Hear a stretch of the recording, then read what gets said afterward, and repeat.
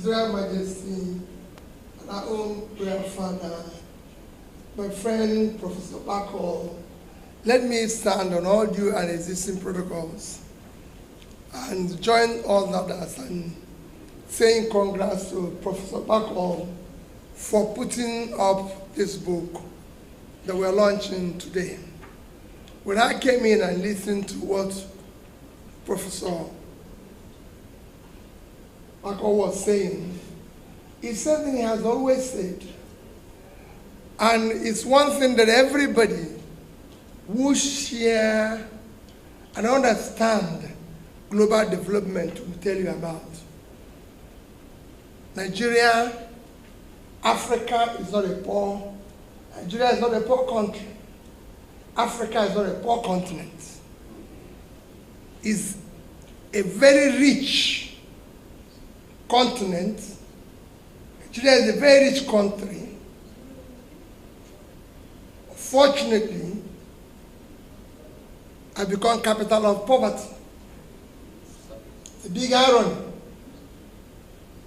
that a continent like Africa, second biggest continent in size, second biggest continent in population, with all the young productive age that would drive the world, has become capital of poverty in the world. And when I listened to the resources and what he concluded and said, they are going to negotiate. What is the Ogoni people going to negotiate? The government should be thanking them for coming up with an idea that will turn around the place. You don't need to negotiate. You don't negotiate what you have. I've said it. It's not just Ogoni, the entire Niger Delta deserves apology for wasting their resources and wasting everybody's time. The entire country is rich. I'm not talking about just natural resources. We have it everywhere. Even those who don't have all it takes. We have empty land, all cultivated. Forget about what is underground. Today, little tiny country like Netherlands is with water is 41,000 square kilometers of land. Without water, it's 33,000. Every year, they export agricultural products or related 120 billion euros, about $130-something billion, more than 3 times what we earn from oil. They are just 33,000. We have our biggest state today, Niger State, with fertile land, with everything, is 76.3 thousand. It's 2.5 times the size of Netherlands. I'm not talking about what is under. The land is there. It can make all the change. So we have everything. God gave it us for free. Tiny countries like Israel is feeding themselves and exporting agricultural products. Israel is just 22,000 square kilometers. Sambisa forest area that is giving us problems, 60,000. That's 3 times the size of Israel. We're wasting everybody's time here. And we must dismantle it and make it work for our children. We can't go on this way where we are being, our resources, our country is being mismanaged by incompetence. People who lack capacity and compassion. All of us. This is not just pointing the finger to anybody. All of us need to recheck what we're doing. This soil, this areas and everything, if you go to Niger Delta today, the land is destroyed. They have nothing to show for that destruction. And nobody's appealing with them, and they're talking about negotiation. Negotiate what? When the whole place is filled with this. we can't cultivate rice just to feed. They say price of rice, this and everything. Third world countries like Bangladesh is today producing 10 times the amount of rice Nigeria produces. Bangladesh. The entire Bangladesh is 148,600 square kilometers. That is the size of our two biggest states. Niger at 76.3 and Borno at 70.8 is almost 148,000. And Bangladesh is producing 50 to 60 million tons of rice, and we can produce 10% of that. Go to Sierra Leone, go to Ethiopia. They are living off tea. They are living off coffee. You can grow that in Mandela. We have Taraba, 54 point something thousand square kilometers of land. With all that, we're not getting anything. So what went wrong here? Why are we wasting everybody and hurting our young people? Yes, there's criminality in the north. There's criminality everywhere. But my dear, it is mass poverty. The more you put people out of poverty, the more you reduce criminality. It's natural way of fighting it. And what we have it here, it is there. God gave it for free. We have talented young people who have the drive. But people like me, in elite conspiracy, have refused the country to move. They're not talking about religion. They're talking about tribe, talking about nonsense. Is there any tribe that buys bread cheaper in this country? Is there any religion that buys food cheaper? So why is all this?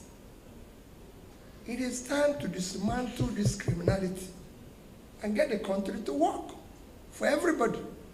And that's what we're saying every day. Let those who have oil, we will help them restructure it. Like he said, tax them appropriately. Let people keep what they have. We organize the country. Even if we're not going to do it tomorrow, let's plan it for tomorrow. In order to get the place to work and be productive. Like he mentioned, Singapore didn't have anything. They offer service. And today, they have all it takes. They don't even have land. They don't even have land. To expand their port now, they're trying to expand their port because there's no way they can expand the port. You know what Singapore is doing now? They are borrowing huge money to do their new port under the sea. Because that's where they can find space. Meanwhile, we're sitting here talking about election. We are voted for, we are not voted for. Carrying talks, breaking people's head, paying price, doing this, wasting everybody's time. Our children can't live with this. It's totally unacceptable. And the young ones, you should be thanking people like back home. Your Majesty, I know you desire negotiation. We have passed that stage. It should be begging you because they reaped what you have. It was destroyed. They should be the one coming to you to say, we are sorry. Not the other way around. And I've said it. We're going to apologize to the children of this country. We're going to apologize to everybody. If I have opportunity, I will apologize to everybody for having wasted their time. In a country where everything is there. I had an opportunity as I conclude. I was just talking to a general, a retired general. I came from his house to here. I said, sir, I read a book, Growing Apart, by Professor Louis of John Hopkins. It's a book about Indonesia and Nigeria. How two countries, where Nigeria have more resources, grew this way. And that took me to go to Indonesia early this year, met from the ministers to the president to discuss that. They won't come and listen to you. You're talking about taking it to government. They won't read it. That's why they're not here. Every other place, they would have been here. James Robinson wrote Why Nations Fail. James Robinson was given Nobel Peace Prize for economics last year. James Robinson said so many countries know what to do to be prosperous and refuse to do it. Example of such nation is Nigeria. He said it openly, but nobody listens. Nobody learns, because it's a country of the unlearned. It's a country where those who are incapable of learning have become teachers and destroying the country. We must take back this country and rebuild it for our children. Paco, thank you for your book. We will continue to celebrate you. Thank you for listening, for coming to be part of this launch. But know that you must be part of this vanguard. It is not about who is president.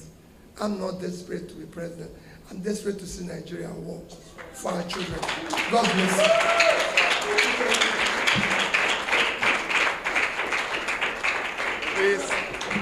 Please, another round of applause.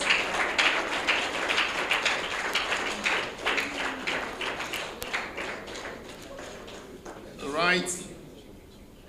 Why nations fail. James Robinson. MC, I'm sorry. I have to take a picture.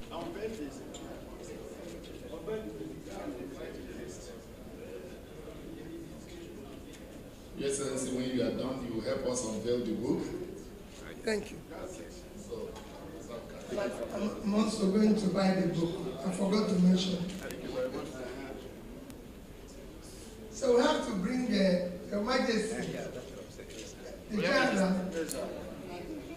Where is the DVC? The champion. The champion. Champion and when grateful, not mentioning you means that I didn't do well.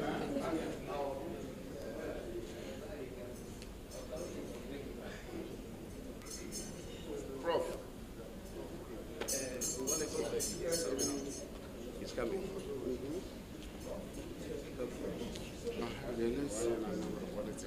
No, I don't know. We will see. No, I don't know.